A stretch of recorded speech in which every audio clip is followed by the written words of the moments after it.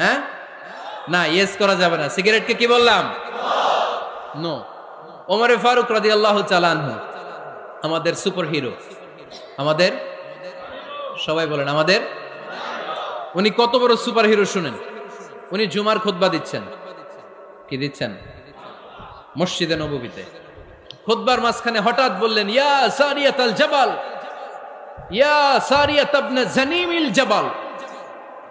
এই কথা বলেই আবার খুতবা দিতে শুরু করলেন।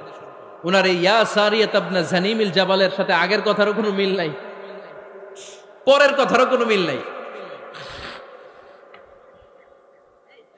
জুমার নামাজের পর মুসল্লি সাহাবারা ধরলেন, বললেন, ইয়া আমিরাল মুমিনিন।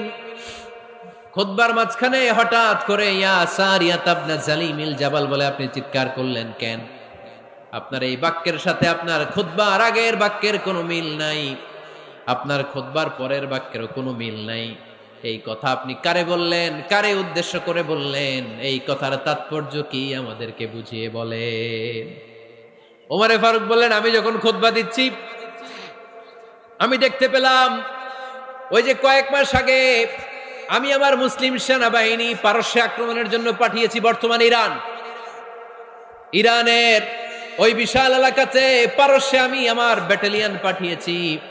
আমি হঠাৎ করে দেখতে পেলাম আমার মুসলিম বাহিনীর সেনাপতি যুদ্ধের এক পর্যায়ে তার ডানে আছে উপত্যকা, বায়ে আছে পাহাড়, সে পাহাড়ি রাস্তা ছেড়ে দিয়ে উপত্যকার দিকে যেতে শুরু করেছে। আমি দেখতে পেলাম আমার মুসলিম বাহিনী যদি উপত্যকার দিকে ছুটে বেড়ায়, কাফির মুশরিকরা আমার মুসলিম বাহিনীকে কচুকাটা করে ফেলবে। তাই আমি এখান থেকে তাদেরকে কমান্ড দিয়ে বলেছি, ইয়া সারিয়াতাল জাবাল, উপত্যকার দিকে নয় পাহাড়ের দিকে যাও, তাহলেই তোমাদের বিজয় নিশ্চিত হয়ে যাবে। উপত্যকার দিকে যেও না, ইলাল জাবাল, ইলা সারিয়াতিল জাবাল, পাহাড়ের দিকে ছোট। সাহাবারা অবাক, ঘটনা কি? উনি বসে আছেন মদিনায় মসজিদে নববীর মিম্বারে দাঁড়িয়ে, উনি যদি ইয়া সারিয়াতাল জাবাল বলে, এটা কি ইরানে যাবে নাকি? ও মিয়া, তখনকার সময়ে বর্তমানের মতো মোবাইল ছিল নাকি, ইন্টারনেট ছিল নাকি, কিছু ছিল? খালি মুখে আমি যদি বলি ইয়া সারিয়াতাল জাবাল, এটা ইরানে যাবে, ইন্ডিয়ায় যাবে, ঢাকায় তো যাবে না, ফরিদপুর শহরেই তো বসবে না, ঠিক কিনা? কিন্তু এটা আমিরুল মুমিনিন বিশ্বাসী সাহাবারা বিশ্বাস করে নিল। কিছু মুনাফিক ছিল, এরা কয় না ঝামেলাস, এটা তো সম্ভব না। এক কাজ করি, এই সেনাপতি যখন বিজয়ী বেশে মদিনায় ফিরে আসবে আর আমরা ধরব। এরা দিন গুনতে লাগলো, এই সেনাপতি মুসলিম বাহিনী নিয়ে পারস্য জয় করে কবে ফিরে আসবে। এই মুনাফিকের দলগুলো কখনো সেনাবাহিনীকে অভ্যর্থনা জানাতে যেত না, কিন্তু এইবার সবার আগে মদিনার উপকণ্ঠে যে সেনাপতিদেরকে অভ্যর্থনা জানানোর জন্য ফুল নিয়ে রেডি, ফুল নিয়ে দাঁড়ায় সেনাপতি ঢুকার সাথে সাথে ধরছে, এই সেনাপতি কোত্থেকে আসছে? কয় পারস্য জয় করে আসছে। কয় এমন এমন দিন, জুমার দিন দুপুর বেলা যুদ্ধের মাঝখানে আমিরুল মুমিনিনের কণ্ঠের কোন কথাবার্তা শুনছো নাকি? সেনাপতি অবাক, কয় তোমরা জানলা কেমনে? শুনছি তো। সুবহানাল্লাহ পড়বেন না? আমরা যুদ্ধে একটা ভয়ঙ্কর অবস্থার মধ্যে ছিলাম, পেছন থেকে শত্রুরা আমাদেরকে আক্রমণ করতে শুরু করে দিল। ডানে যাব না বায়ে যাব, সামনে যাব নাকি পেছনে যাব, রাস্তা খুঁজে পাচ্ছি না। ডান দিকে ছিল আমাদের উপত্যকার রাস্তা, বাঁ দিকে ছিল পাহাড়ি পথ। আমরা সোজা পথ হবে মনে করে উপত্যকার দিকে ছুটতে আরম্ভ করলাম। হঠাৎ করে আমিরুল মুমিনিনের কণ্ঠ বজ্র কণ্ঠে আমার কানের মধ্যে ভেসে আসলো।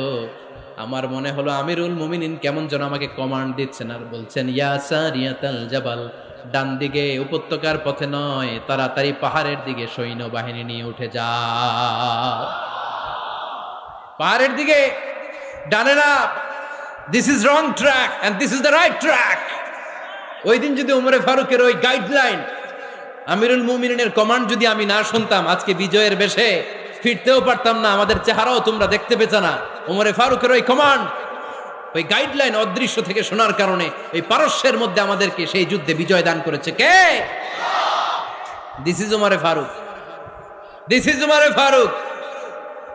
বিশ্বনবী বলতেন, ওমর, মা লাকিয়াকা শাইতানু সালিকান ফাজ্জান ইল্লা সালাকা ফাজ্জান গায়রা ফাজ্জিক। ওমর, শয়তান ইবলিস যদি তোমার কোনো রাস্তা দিয়ে হাঁটতে দেখে, শয়তান ওই রাস্তা রেখে দিয়ে অন্য রাস্তা দিয়ে হাঁটে। সুবহানাল্লাহ বাড়িতে যাই বললেন। কে বলতেছে? বিশ্বনবী। কার ব্যাপারে?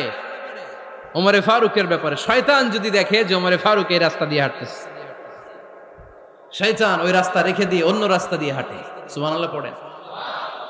রাত্রিবেলা আমরা আমাদের বাচ্চা ছেলে মেয়েদেরকে যখন খাওয়াই, বাচ্চারা খেতে চায় না, এরকম হয় আপনাদের ফরিদপুর এলাকায়? হ্যাঁ, এই এলাকায় হয় নাকি?